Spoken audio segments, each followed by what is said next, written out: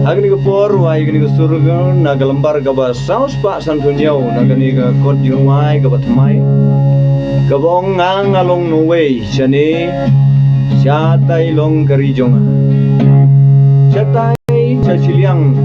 duriau siapo kanan ribab Agni ka por ngi siau thu ba ka jingem jongi agni ka perthai ka bangi dai ki briu ki basong basa ka mong tin jong lai te agni ka por ngi rawai rengkat gini giru rang ba kibi don gawang giru wai man lakapor bat gawang ju chai skri oblay man lakapor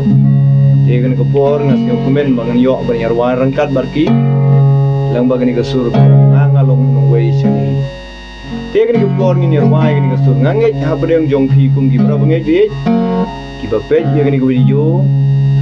ngange ka jing ai man sem ka bata jong phi ru bangi dang cherhem ban skri oblay haki por baro rangkat ke bapio i yang ikum kiri urang ba ngir rumah ba kumong gatin yung blay ngin rumah da kadok not baro pada kejing siapa ngin pendon kurang blay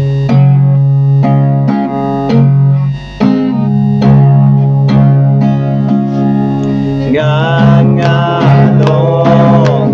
nong beja jatai long kari Donga jatai sasilang kunyau jaboga negeri bapa Yong bajong kejimpen soja ikilah jong yanga Goleja teko sepengan raya ngajaying lagi jod kijit adelun jaganya yang jagamon lembah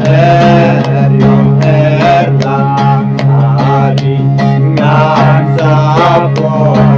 yublei udon Jenublei kanjung Daguriau Jenublei kanjung galem Agagung Larblei ngan Desa dengan sahen ngayon ikakot kajing agadur yang namsasem dejeku labat kekukum paroki kerjane Gajing jelil jung Gadur yang kan Om long kajang kacong Enrengan Sapoy syasing yang baru terai dengan yayong Ayonnya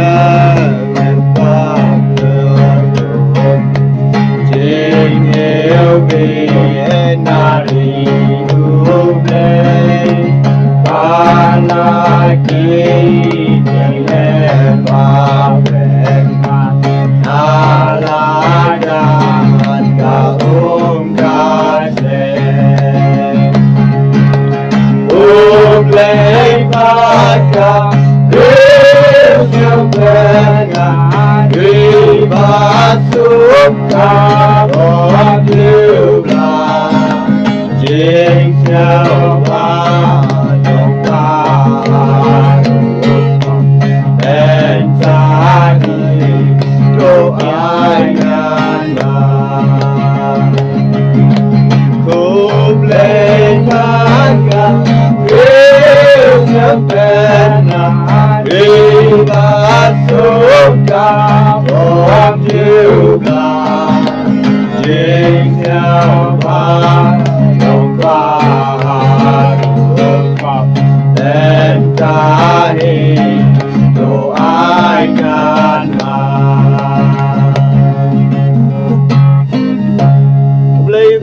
jong bagani kijing ruai jongi